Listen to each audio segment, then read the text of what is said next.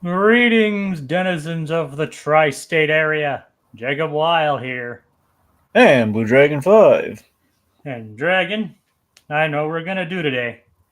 We're going to activate the Recap-inator and discuss my favorite cartoon, Phineas and Ferb. That's right, in honor of the 15th anniversary and in preparation for the upcoming revival, I'm guiding Blue Dragon 5 here through the series, experiencing his reactions for the first time and reliving my summer memories through the years. Today's episode is A Phineas and Ferb Family Christmas. That's right, folks. The short standalone Christmas special. Where the boys decide in order to cool off to throw a traditional family Christmas special. What are your thoughts on this one, Dragon? I really liked it. You did? Yeah, well, don't sound so I'm not. surprised. I'm not surprised. I'm kind of interested in that. Yeah. Because this honestly isn't my go-to, obviously, as far as the Christmas specials or even holiday specials in this show go. But it is a nice little slice of the show. Not gonna lie. I usually kind of skip it whenever I go over when I do my rewatches of the show, but it is kind of, like I said, it is a nice show. It has a nice episode nonetheless. Aqua saying traditional is the last thing I expect the show to be. Well, that's kind of the thing. They say it's traditional, but it's more like a parody of traditional Christmas specials. What do you say, Dragon? Well, it's absolutely a parody of it. Yep. And a lot of it is a lot of the songs are actually from a Christmas album that they released a few years prior to this episode. So they had they had a lot of the characters sing these different songs like obviously Isabella's rendition of "Let It Snow," "Wish You a Merry Christmas," and even Buford and Baljeet's rendition of "Good King Wenceslas," which is not really a rendition of "Good King Wenceslas" at all. Nope. So yeah, it is a fun episode, and it's the only. And the fun fact, Dragon, this is the only standalone 11-minute episode. It's not paired with any other episode. You mean for our purposes?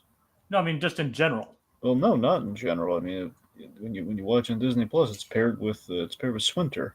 Yeah, I know, but that was just something I don't know why, but they just put it in there to probably to pad the theme, I guess. Oh, and there you go. Then you're right. It's like technically Swinter appears on Disney Plus twice. Yes.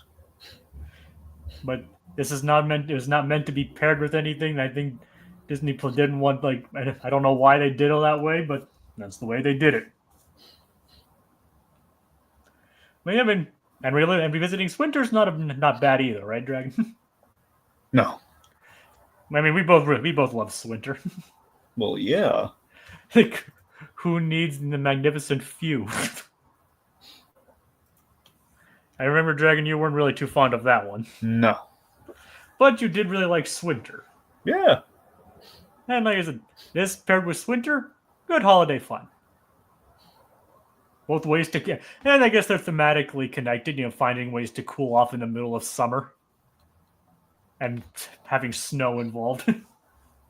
So, like I said, not usually what I watch. I usually kind of skip it, but it was nice to revisit. Dragon, why don't you start us off? All right. So the boys try to cool off, and to do so, they don't go to Antarctica. It's like, I know, a visit to Antarctica would be cool, though. Well, yeah. Be frigid, my friend. Yes. Yes, but they'd see penguins. Oh yeah. I mean, Well, this sucks. Yep. Yeah. Yep. Anyway, That's still like one of the funniest moments in Madagascar.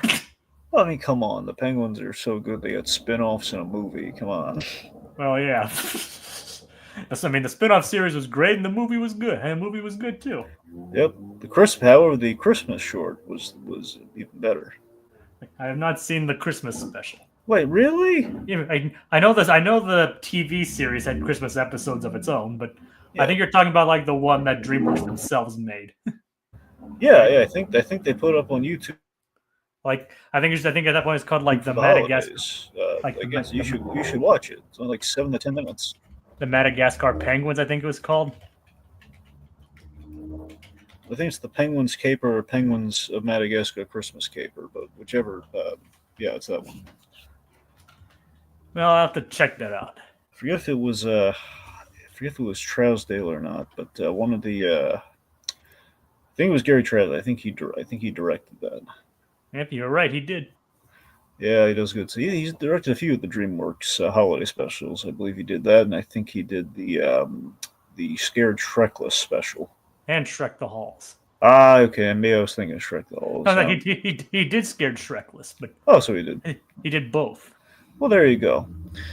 Anyway, yeah. So did a really good job with it. One of my favorite things ever with one of my favorite Christmas things ever is, and I love the gag where I don't want to give it away. It's just really funny the way they basically turn Kowalski, sorry, not Kowalski, they turn Rico into a weapon in a really funny way.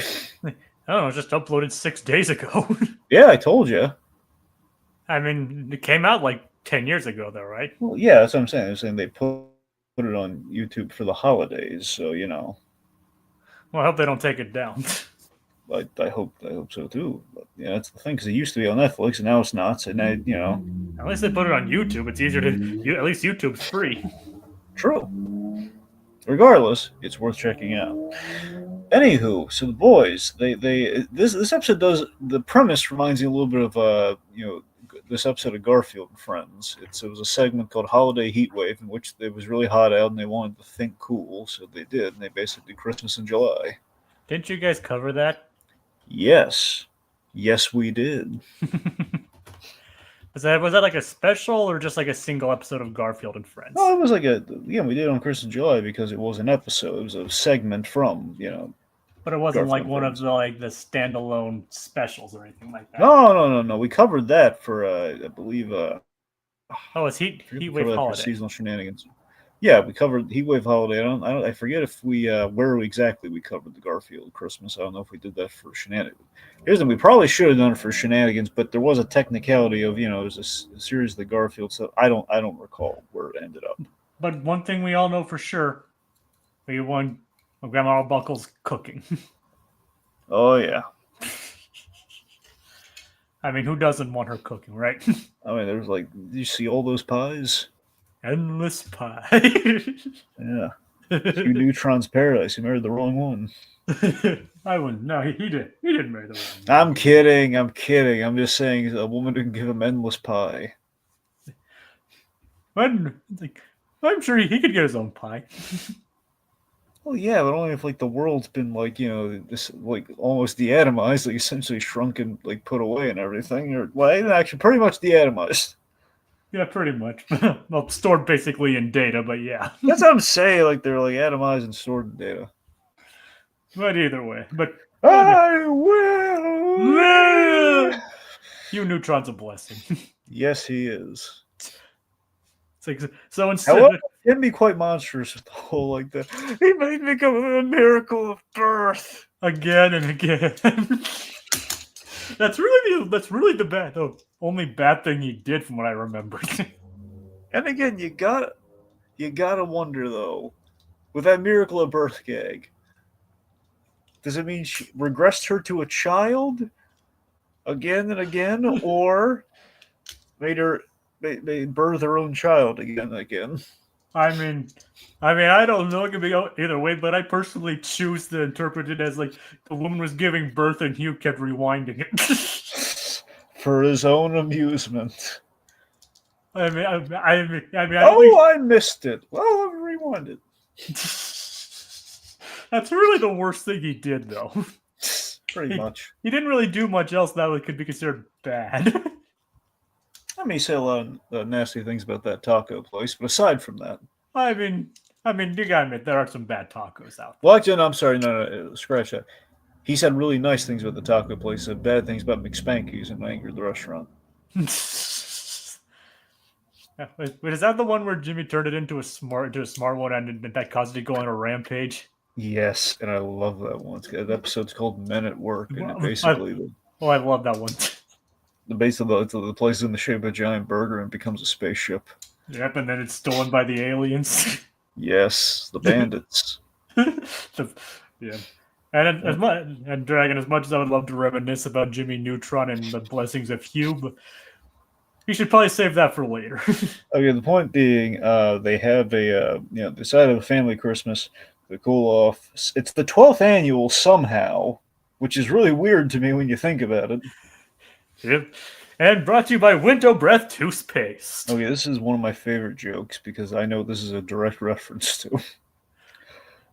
Mainly old timey holiday specials that have sponsors and special guests. Well, yes, but I'm saying specifically with the toothpaste, that's a big connect to one that's near and dear to my heart.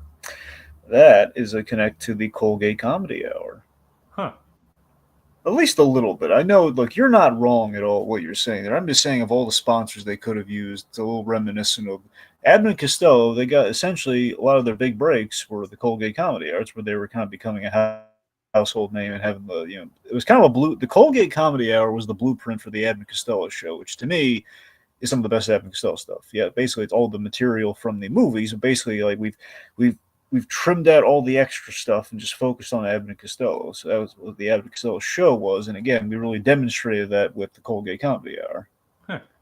Interesting. Which essentially it's a variety show. It's variety show with some vaudeville routines, and it's essentially what that is. And again, so the point being, this thing, they're doing a variety show, which, again, stuff like a la the Colgate Comedy, or more accurately, I think, for their purposes, like the Bob Hope Christmas special.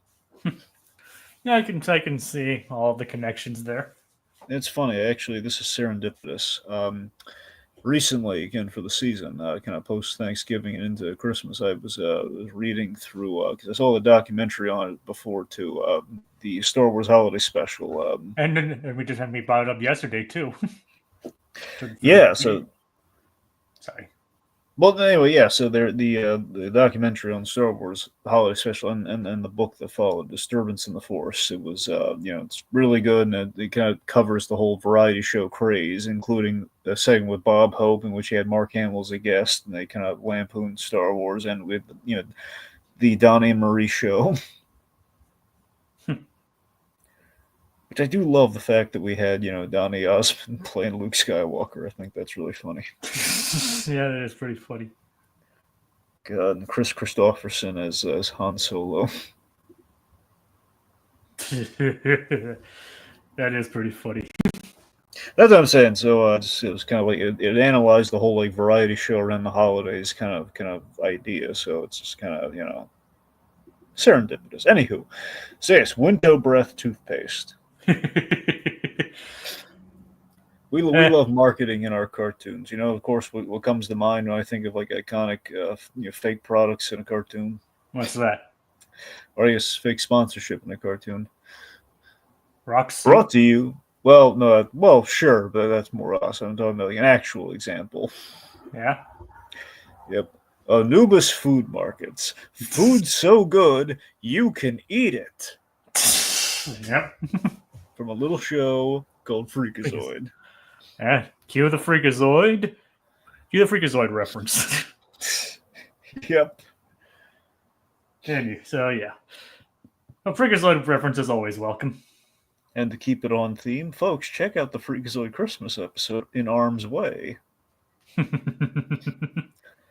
Which features Arms Akimbo. Nice. Freakazoid was a wild show. Oh, yeah. But it was funny and somewhat ahead of it, and kind of ahead of its time. Well, the reason that Arms Akimbo has a grudge against Freakazoid. What is it?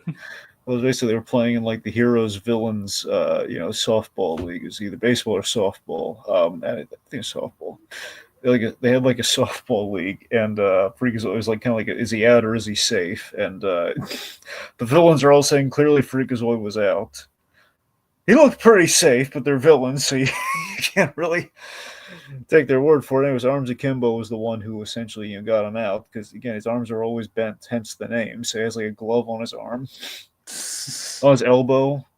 Oh god. Anyway, so the point where they get into this whole argument, the huntsman was like, "Oh, I missed the call. I was getting some berry water." Wonderful Jeff Bennett. Also did Cave Guy. Yep, and he was also in that scene too. Cave Guy was in that scene, and the huntsman. It's like obviously probably not as threatening as the Jake Long huntsman. Oh God, no. Also voiced by Jeff Bennett. Yeah, but you see, it's a small world after all, Jacob. In other words, Jeff Bennett's in a lot of cartoons. And water is wet. And we can make a connection to another thing. In the Penguins of Madagascar series, he voiced Kowalski. Yeah, which I gotta be honest, I think he did better. Yeah, than the guy that the one who voiced him in the movies. Probably, yeah. All right. Nothing against him. I'm just saying, Jeff Bennett. Yeah, Johnny Bravo himself. Yeah, can't go wrong. There's the Penguins cast. Very solid. And of course, they kept Skipper because Tom McGrath is awesome. Without Tom McGrath, there is no show. Yeah, but there's no Skipper. Well, I mean, that's what I'm saying. That's without him playing Skipper. It's like, why bother? Yeah, if they had gotten anyone else to play Skipper, it wouldn't have been nearly as good. Exactly. Honestly, I know all the movie actors were doing all right, but no, honestly, I think that the actors that they got for the TV series fit them better. Oh yeah.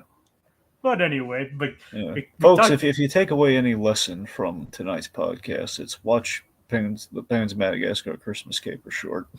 Yes. It's not tied to the TV series or anything, but no, it's not tied to it though. It's kind of a pre. Yeah, true. But either way, let's get back to the show at hand. So yeah. So what did you think of the gag where the box of like the fake snow or whatever?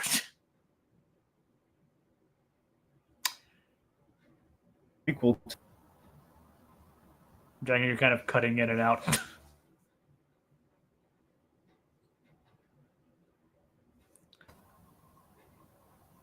Oh, Jacob. Oh, yeah, I can hear you now. Okay, good. Sorry about that. Yeah, so I was saying it's not like it didn't happen. It was like a prequel to the movie, so I know. I'm just. Anyway, back to the show. Yeah, what did you think of the whole fake box of fake snow? I thought it was pretty funny. It is. Come on in, put a sweater, grab a cup of cocoa, has one of those extras while we celebrate the holidays. I love that we addressed the extras all over the place here. Yep. I mean, they got to we call out the hokiness, we call out the pre-plannedness of it all. Yep. As I said, it's a parody of like the old-timey 50s and 60s holiday specials. My favorite detail with that was the funny title cards for everyone.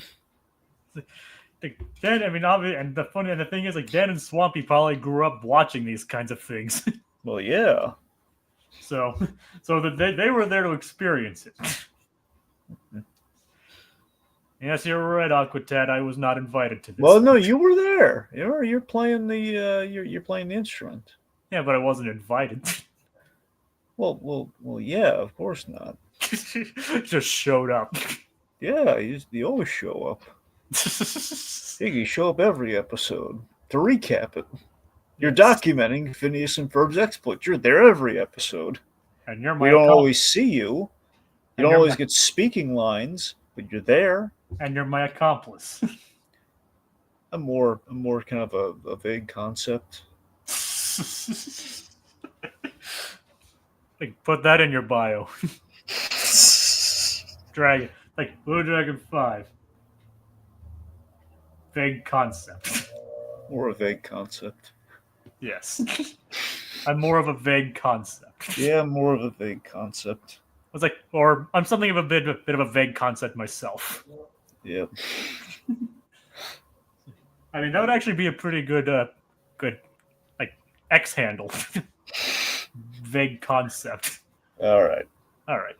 So, but the first guest is Isabella, who sings an adorable rendition of "Let It Snow." Yep. Then we have kind of the Phineas and Ferb version of Hot Frosty.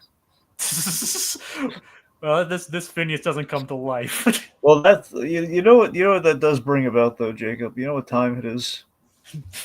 I think I do, Dragon.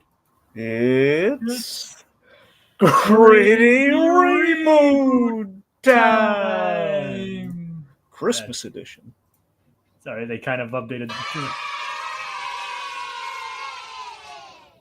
Sorry, they changed the UI a little bit on StreamYard. Yeah. But, so, Dragon, what brings you to the Well, I'll tell you. You can still hear me, right? Yes, I can still hear you. All right, good. I'm going to tell you. So, much like Hot Frosty, the snowman is alive. And her kiss melts it. Yes, but again, it's like she enacts her feelings on the Snow Phineas, and as he comes to life, he melts and he's dead. It's very sad. Isabella Isabella's feelings have melted his heart in the literal sense, and Phineas is dying before her. At least Snow Phineas is. She's got the real one, so it's fine. But still, she's murdered a copy of Phineas that she built herself. So in a sense, it's kind of lover and child, which is even worse. Goodbye, cruel world. I have so many feelings right now, but I'm melting. I'm melting. It's like, so yeah. Abominable Snow Ferb, save me! Get a bucket! And we never saw him again. Get an ice tray! And toothpicks! There's a lot of snowman trauma in this show if you think about it. Well, yeah. Remember the actual Christmas episode where the snowman got up, walked away, and got hit by a truck? I remember. And then Monogram ate his nose. He's a monster, that Monogram. Monstergram. Yes, Jacob, Monstergram. And I remember, it's like he doesn't even pay Carl, he gets paid in college credit. Yep. Are you sure? Are you sure you're not evil? That's probably the line of both those two episodes. Oh, yeah. Anyway. You know, you still need the gritty reboot. I mean, it's pretty dark. Yep. But in all honesty, it is pretty adorable. And there's Isabella singing, kissing the little snowman, the Phineas snowman on the nose. Yep, the big old nose. It's cute. Yep.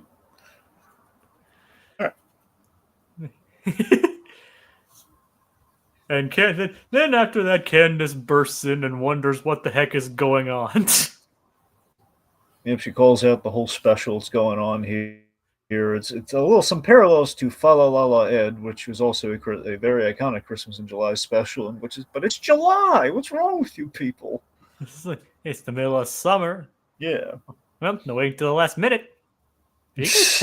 We're alive. And of course, she's like, and then they wonder, wait, where's Perry? So where is Perry, Dragon? Oh, Perry's in his trailer. No, I'm kidding. The platypus gets a trailer, and everyone else has to share one. Well, yeah. Well, I mean, you know what the name of the show is. It's Perry the Platypus and weird family he's always trying to avoid. It was a mouthful, so they changed it to the network executives didn't like that title at all, so they called it Phineas and Ferb.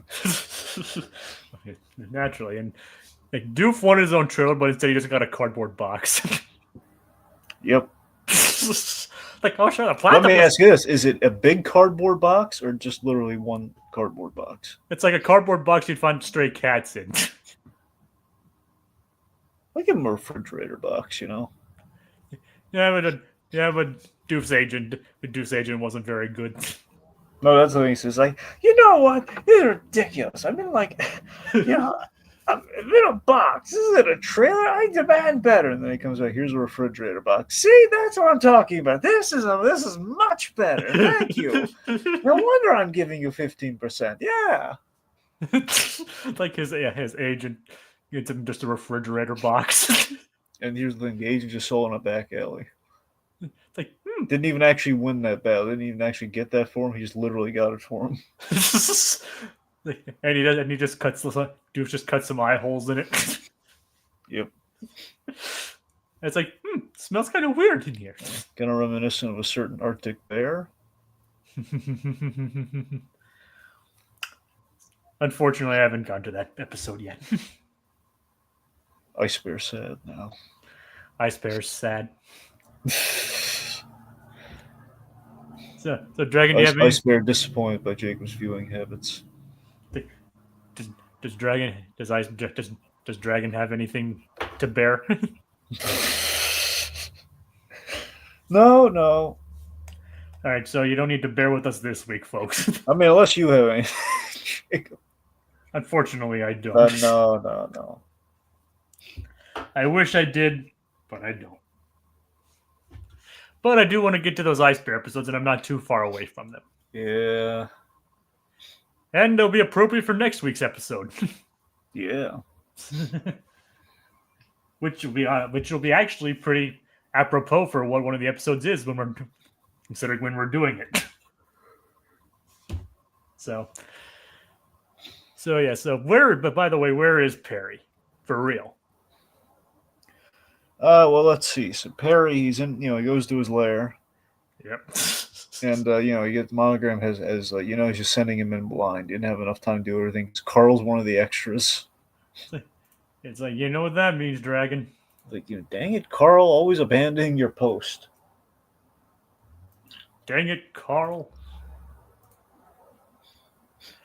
So, Dragon, tell me, which one of these Carls would be a better extra? And which one would be actually do his job? All right, let's see. Well, I think the worst extra would probably be Carl Weezer because he would steal focus immediately. Hey, everyone! I'm in a Christmas special. No, it's like, hello, Mr. Director, where's the craft service table? Carl, that's not your line. I know, but it's still a valid question. Like, no, Carl, I don't have any croissants. Oh. Can we call Jimmy's mom to make some croissants? No. Fine, whatever. Just Can we just call Jimmy's mom, period? Sure, whatever. Just get out of my way. Okay, Mr. Director. Oh, the Jet Fusion episodes were great. A lot of Jimmy Neutron this episode. Yeah. Oddly, the one bad episode of Jimmy Neutron was the Christmas episode. So I don't even know if I'd go as far as saying it's bad. I tell you, look, man, I'm not saying that just like I'm not dog piling on. I'm just saying when I revisit the episode, it was heartbreaking to me. Like, oh no, it didn't hold up. It's bad in comparison. Yeah, in comparison, not the worst thing ever. I'm just saying, Jimmy's very out of character in that episode. But he does have scientific Santa at the end. That's true. And Mel Brooks. True. Yeah. Anywho. Definitely not the best episode, and it would probably rank in the bottom, but it's not as good as the Halloween episode of Jimmy Neutron. And I'd probably say like one of the worst ones is when Carl gets a mean streak, but yeah, that wasn't good either. But still, bad oddly, movie. Carl pregnant better. Oh God. That was a strange episode. It was. It was. Not mean spirited though, so it wins. Yep. It's like, it's time. All right, so See, I want to cite a scene from Peacemaker, but it would be too inappropriate. We're not gonna do that. that was certainly an episode. Yeah. So, all right, so wait, See, Hugh Neutron, if he were on the episode, he would use a device to make Carl, experience the Johnny Albert over and over again. Yep. Fortunately, it didn't seem as painful for Carl. Well, true. I mean, honestly, it was after the baby was born did the pain happen. Yeah. Very shocky baby. Oh God. Jimmy Neutron was a strange show. Yes. But it was great. Oh yeah. We're folding and hanging. Anyway, let's see. Yeah, the first episode sees a lot of characters in their underwear. Yeah. That's the way to start a series, isn't it, Dragon? There you go. It's like, here's the characters you saw in the movie, now see them in their underwear. I mean, it's not the sell I would use, but it's not inaccurate. I mean, it's true though. It is. It's very true. Also, the only episode that actually used music from the movie. Because it was the first episode. Yes. I need to rewatch that. But so Candace tries to buzz them, doesn't understand what's going on. Linda doesn't understand what's going on. I love how calm Candace is on the phone though. Mom, are you on TV right now? Oh yes, whole wall behind me. Could you turn around? And then she sees the Winter Breath toothpaste. Oh yes, we do need toothpaste. See? Subliminal advertising. Well, not really subliminal, but advertising works. You know what's funny? What? I've been watching someone do some coverage on Sabrina the Teenage Witch, like a video essay kind of retrospective thing. Which one? Well, I think it's a YouTuber by the name of Jose. It's no, I know what I mean. It's like the animated series, the live action series. Live action series, the original live, the comedy, the comedy one, not the Netflix one. Not Chilling Adventures. No, not Chilling Adventures. But the live action one. All right. Yes. I mean, they mentioned, like the animated series because the animated series is technically a tie-in series to the live action series. It's just very different. Does it have the same cast? Well, that's the thing. So two of the cast. So Melissa Joan Hart voice. It's so weird. Melissa Joan Hart voices the ants. She voices both the ants in the cartoon, and we keep Nick Bakay as Salem the cat. Of course, Nick Bakay for the Nickelodeon fans out there. Norbert from Angry Beavers. Nice. And I think he was a writer on Sabrina. So that's why it was basically a scratch thing. They liked his voice so much they kept him on. Nice. Anyway, the series is technically connected. I think I forget if it's Melissa Joan Hart's if it's her sister or cousin does the voice of the Sabrina in the cartoon. So it's all she is involved. It's kind of weird though. No, absolutely, it's weird. I mean, that's the thing. Yeah, remember Sabrina's like. If you watch this retrospect, it's pretty good. It's apparently it's got ties to all sorts of sitcoms too. I had no idea. It's kind of stumbled upon it, and it's it brought back all the memories because I remember Sabrina did take a nosedive after they changed networks, and boy oh boy, when Sabrina stopped becoming a teenager, the show it lost all of its identity. Like the second she graduated, it was like, well, we have no direction now, but it's making money, so we're going to keep doing it. And how does it tie to this again? Well, because you brought it up. Oh no, right. Here's why. Sorry, here's why. Remember Carolina Ree? She's she is Hilda in that show, and that was like her big thing. She voices Linda. I know. Yeah, I remember that. So that's the thing. So that's kind of that's what had me thinking about it, just because I've serendipitously I've been watching that. It's like, oh yeah, there's Hilda, who also is Linda Flynn Fletcher. I was just wondering how that tied to the toothpaste thing. Oh, it's just the fact it was a Linda gag. That's really all that was. Just the fact that they share an actor. Yeah, yes, it's a fun Linda gag. Linda's funny, and so is Carolina Reed. Yep. Maybe the twain should meet. Yeah. And Hilda Spellman. Yeah. The aunt, right? She's like Mm-hmm. Sabrina's aunt. She's the fun aunt. Nice. I haven't watched Sabrina the Teenage Witch. Beth Broderick was was Zelda, the more I'm not going to say uptight, but you're definitely the disciplinarian of the two. You mean Zelda? Yeah, Zelda. Oh, nice. Zelda and Hilda Spellman. All right. Oh yeah.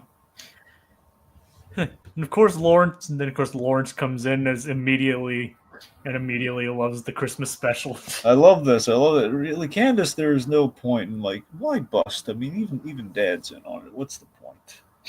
Merry Christmas, everybody. You should have said Happy Christmas. Why is that? Well, it's an English thing. Well, They say Happy Christmas. Well, he's been in the United States for a while. He's probably picked up on that. Oh sure. And of course, Doofenshmirtz is watching. Wait, what happened? It's Christmas already. So we have later on where at Doofenshmirtz Evil Incorporated, he does the Christmassy version of it. You want to hit him with it? It's like Doofenshmirtz Evil Incorporated. It's funny, isn't it? Yeah, it is. Oh, Doofenshmirtz Evil Incorporated.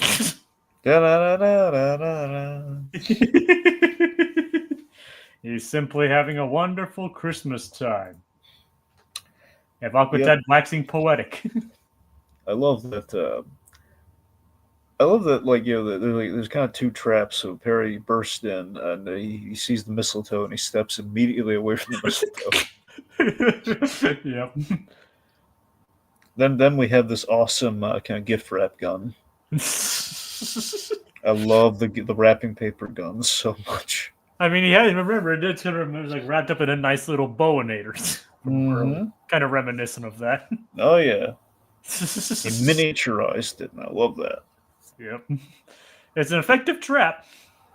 But of course, Perry always escapes from his trap. All right, so Doofenshmirtz has built the Transport-inator in order to do all his last-minute Christmas shopping. Now, here's nothing evil about this. He's literally using it just to... He doesn't even realize it's still not Christmas. Yeah, I mean, all he's doing is he's just getting ahead of people in a line at a store. That's all he's doing. Even then, he can't even really target it like that. It's just saving him travel time. That's all he's doing. There's nothing remotely evil about this. Why can't Perry just let it be? Because he's evil. Not in this case. I know. I'm not disagreeing with you, but that's why Perry does it. It's his job. He's just doing his job. I think Major Monaghan needs to get a life. I think that's what's really going on here. Yeah. But back with the boys. Mm-hmm. We have a special guest. Kelly Clarkson. Okay, I love the Kelly Clarkson joke so much. You mean the fact that she doesn't even sing? I think that's so funny. Someone my favorite thing of the whole special. I just love the fact that Kelly Clarkson, Kelly Clarkson, the thing that every hairy-chested man fears. Kelly Clarkson. It's just the false modesty of could you sing for us? Oh, well, I don't really have anything prepared, but there's Phineas is immediately calling her on it. And it's like, oh, don't worry about it. Just come on, have a seat. She's like, let someone else if you really want me to. It's like, no, don't trouble yourself. You're a guest. Phineas doesn't really pick up on false modesty. Exactly. So again, there's something off with that. I mean, considering this came out in 2011, I'm fairly certain that she'd probably done a couple Christmas songs herself by this point. Well, yeah. she's the second best Kelly in the show. But who's the first? Exactly. Okay, well, okay, first of all, well, yeah, I guess on this show, sure. I was going to say we're talking all the Kellys. I mean, we know who number one Kelly is. Yeah. Yep. We do. He said it. Who's the first? Right? Well, no, I'm saying if we count all the Kellys, Oh, Gene Kelly's the first. I'm saying on the show. He's saying on the show. I know he means on this show. I'm just saying, had he meant that, we know who the number one would be. Yeah, but referring to the show, yes. Who is the first? Oh, well, okay, who is it, Jacob? Yes. Yeah. Well, tell us who the Kelly is. Who's the number one Kelly? Who? The Kelly I'm asking you about. Who's the number one Kelly? Yes. Yes. Who? Oh, Jake. Who is the best Kelly in Phineas and Ferb? Yes. Who? Yes, she is. Yes, who is? I don't even know what you're saying anymore. Like Kelly who? Who? Yes.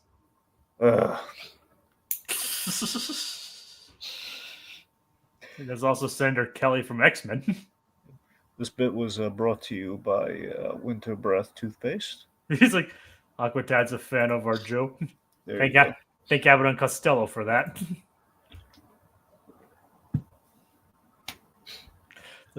I would like to think that Kelly Who gets residuals every time we talk about her.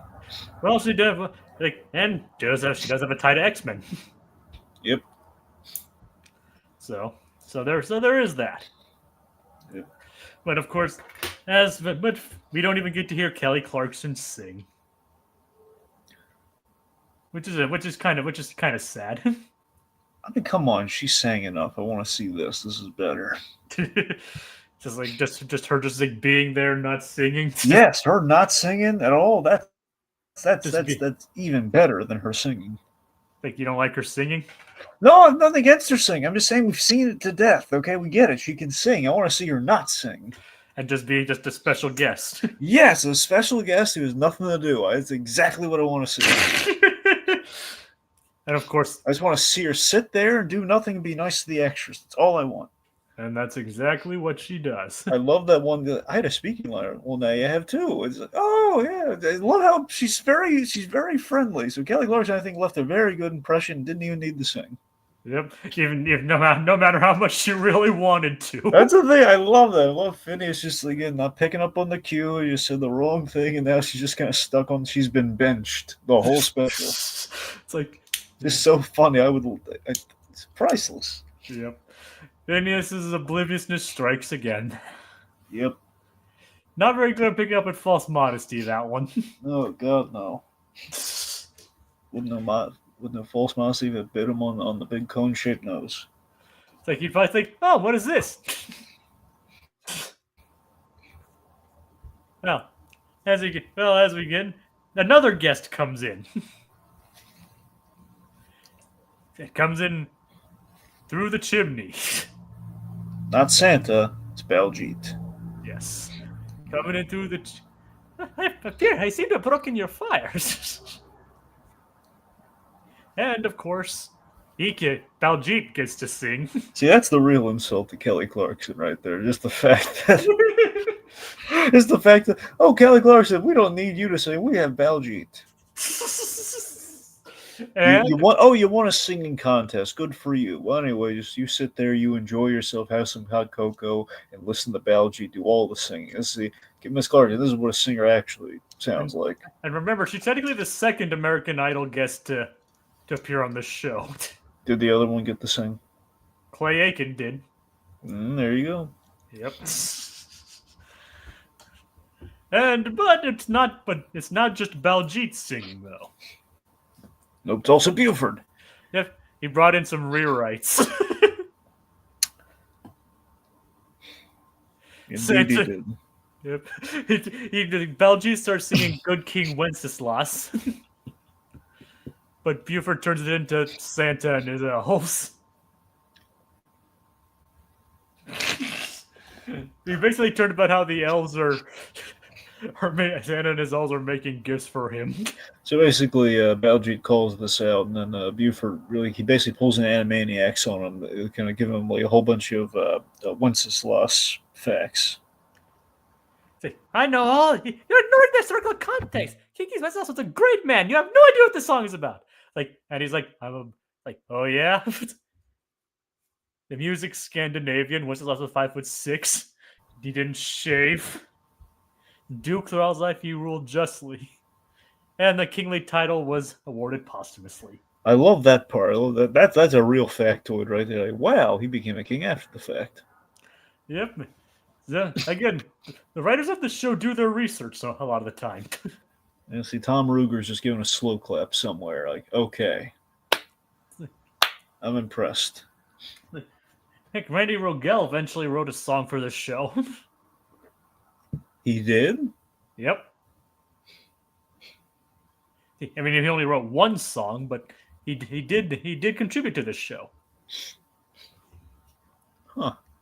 Do you want to know what it is? Do you want me to know now, or do you want me to know later? Well, that depends on you. Just tell me later. Okay. I'll tell you when it comes up.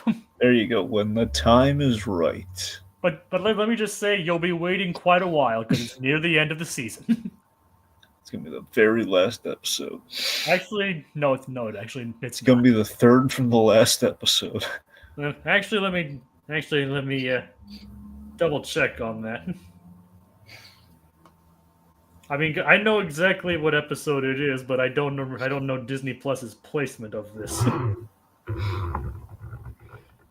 Because everything's in order. So actually, it pretty much is the third to last episode. There you go. Like second or third to last episode. Yep. So you'll find out what that is down the line.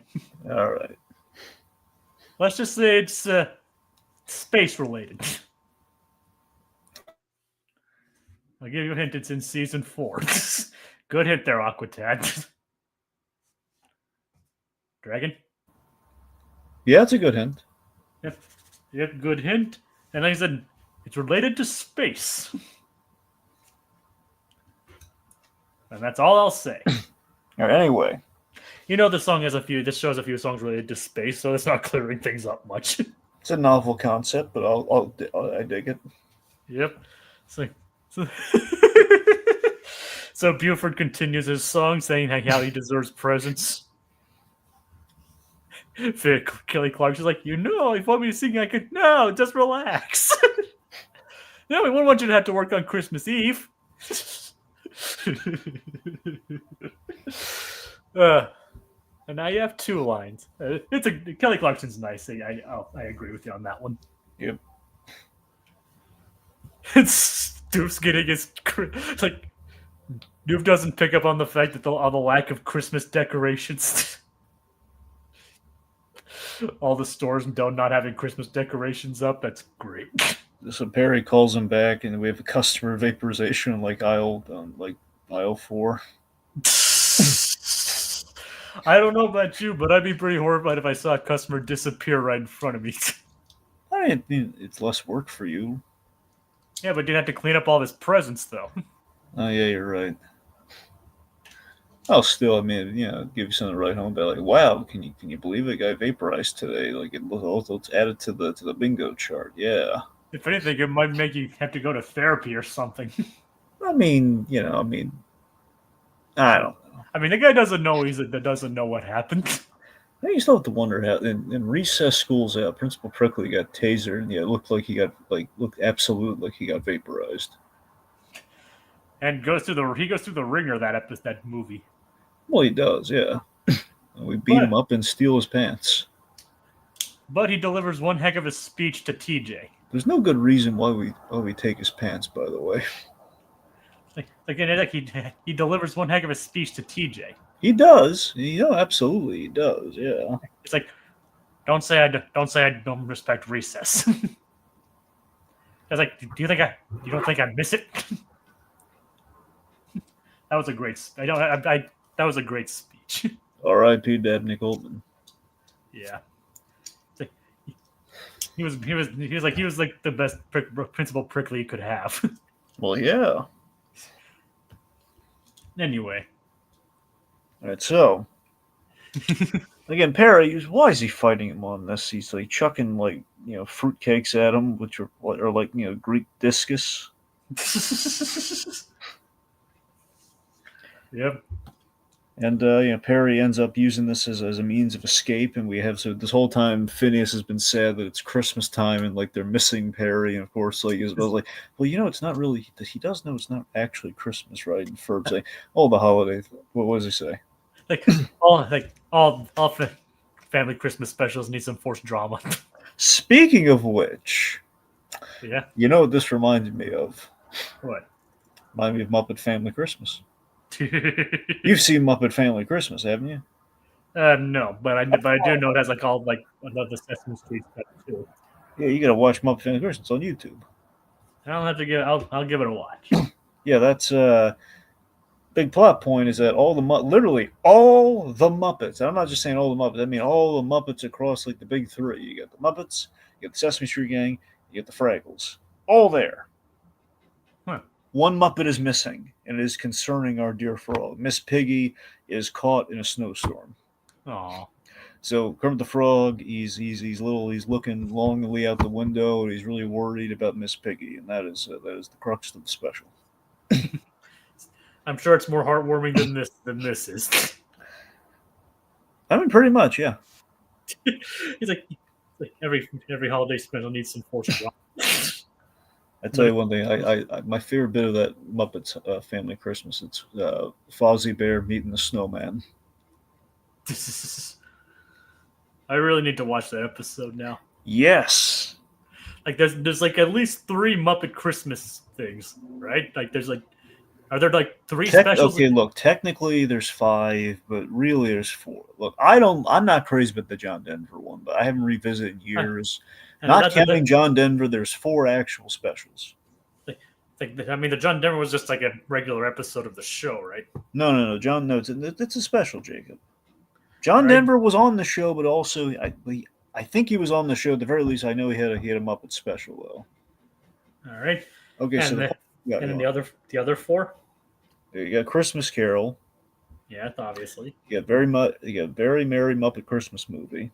Yep, the one that's not on Disney Plus. Yep, you got Muppets Letters from. I think it's Muppets Letters to Santa. Right, I keep getting the 2 and the from. But Muppets Letters to Santa, which is on Disney Plus. Yes. Muppet Family Christmas. All right.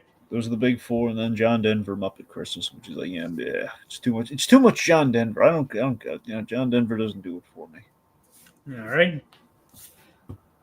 So yeah, there you go. Also, those are all the Muppet ones, and then you have Kermit the Frog made an appearance. If you want to be super technical, there's 7 to 8 kind of Henson Muppet kind of things. Then you have Emmett Otter's Jug Band Christmas. You got Sesame Street Christmas, which opens with the stupid ice skating thing. And the namesake of Emmett Otterton from Zootopia. And then and here's the best one of all. Well, not of all, but I'm saying of those 3, I should say. The Christmas toy. No one ever talks about the Christmas toy. Kermit the Frog shows up at the top of that because they're worried. It's like there's literally no other Muppets, and basically it's Jim Henson's take on Toy Story. Moulin Scrooge. Yep, that is from Very Merry Muppet. You never saw Very Merry Muppet Christmas, did you? Oh no, I did. It's the one with like it's the Wonderful Life parody. Yeah. Okay, you did. I'm sorry. I know you saw the Wonderful Life portion. I didn't know if you actually saw the whole movie. Yeah, I did. It's hard to find, but I did find it. Yep. Whoopi Goldberg. I saw it like a couple of years ago. Yep. Of course, Whoopi Goldberg, voice of God. Joan Cusack, is like the band antagonist. Mm-hmm. Very attractive antagonist. Yeah. Yep. Basically it's a Wonderful Life, but with Muppets. Yep. Anyway. All right. It's like, so yeah, the drama then, of course, they find Perry. Turns out Perry was in a box. The whole time.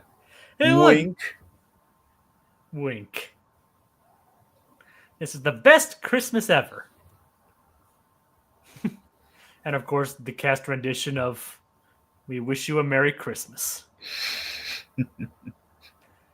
which is nice. Yeah, I have a Christmas decoration I've had for years in my family. That is a talking reef that sings "We Wish You a Merry Christmas" and deck the halls. Nice. Yep, I have a few ornaments. I have a few Christmas tree ornaments related to Phineas and Ferb. that's really nice. Yep, like one of them's like them on their. I think it's them on their sleigh, and another one is Perry fighting Doofenshmirtz. That's really cool. Yep, but there's a funny thing, and I actually tweeted this to the creators of the show. You know, like you know how like you know the Hallmark ornaments, right?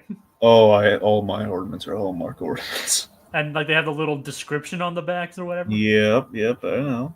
It's spelled it like Doofenshmirtz's name was rendered as Hans Doofenshmirtz. Oh my God, really? Yes. Hans? Oh man, they might as well call him Franz. Wow. Yep, it was spelled Hans Doofenshmirtz. Oh my God, must have been a Die Hard parody. Yep. And I think it also had a C in his name too, which is not which it does not have. Hmm. I mean, I don't remember, but I definitely remember it saying Hans. Oh, Hans. Oh, Hans. Mm. Here's your Oh, lollipop. I changed my mind. No. It's like, here's your lollipop. Like, wait, this doesn't feel right. It's like using a starfish to clean a toilet. It's sick and wrong in so many ways. Yes. And I still don't think Patrick really deserved that. Well, he did. He was getting very bad medical treatment. I know, but that's still a bit much. I guess, yeah. Being rubbed on a toilet, then being rubbed on a cactus, then being put in a toilet. You didn't deserve that. Okay, early Patrick did not deserve that. Later Patrick, on the other hand, well, All right. maybe modern day Patrick. I'm even to right now. Patrick, he's getting like an overwhelming groundswell of like give him spin-offs and give him that and give him this, and it just feels like, man, we really cashed in on Patrick. Yep. It's like, humble him a little bit.